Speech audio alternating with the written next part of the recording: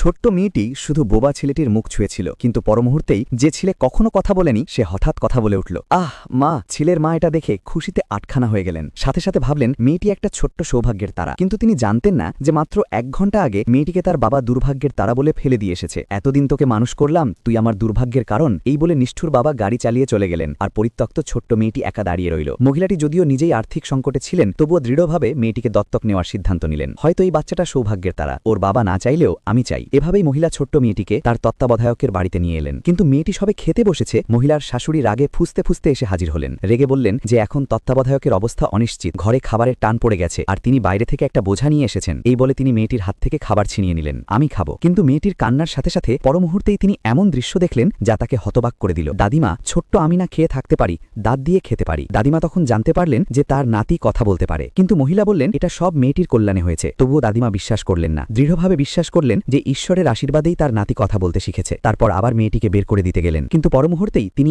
এক মুখ তাজা রক্ত বমি করলেন। ডাক্তার এসে বললেন যে দাদিমা তত্ত্বাবধায়ককে নিয়ে অতিরিক্ত চিন্তায় মৃত্যুর মুখে। এই কথা শুনে দাদিমার কণ্ঠস্বর নরম হয়ে এলো। ভালো মেয়ে, আজ তোমাকে ভয় পাইয়ে দিয়েছি, তুমি থাকতে চাইলে থাকো, তুমি তো একটা দুর্ভাগা বাচ্চা। দাদিমার কথায় ছোট্ট মেয়েটি একটা উষ্ণতা অনুভব করল। আর যখন দাদিমা তার গাল স্পর্শ করে ক্ষমা চাইলেন, হঠাৎ একটা সোনালী আলো দাদিমার শরীরে ছড়িয়ে পড়ল। পরমুহূর্তেই তিনি এক মুখ কালো রক্ত বমি করলেন। তারপর সবাই অবাক হয়ে দেখল দাদিমা সুস্থ হয়ে উঠেছেন। আমার কোথাও আর ব্যথা নেই কেন? সবাই সাথে সাথে বুঝল যে মেয়েটি দাদিমাকে বাঁচিয়েছে। ঠাকুমা তখন বিশ্বাস করলেন সে একটি ভাগ্যবান তারকা। সাথে সাথে চাকরকে মেয়েটির জন্য একটা উঠান ঠিক করতে বললেন এখন থেকে এটাই তার ঘর। মেয়েটির সাথে সাথে ছেলেটির সাথে মাটির আগাছা তুলতে লাগলো। তখন মেয়েটি দাসীকে বলতে শুনল ঠাকুমার জিনসিং লাগবে শরীর সুস্থ রাখতে, কিন্তু দুজন ফুতে আর টাকা নেই। তাই সে হাতের ঘাসের দিকে তাকালো। বুড়োর ওষুধ খাওয়ার টাকা নেই, এখন কি হবে?